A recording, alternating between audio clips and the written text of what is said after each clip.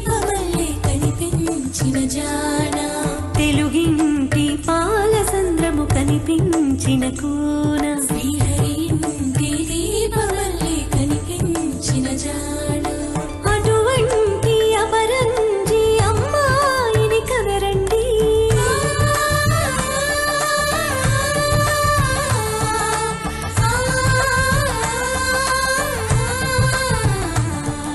సీతారాముల కళ్యాణంలా కనిపిస్తూ ఉన్నా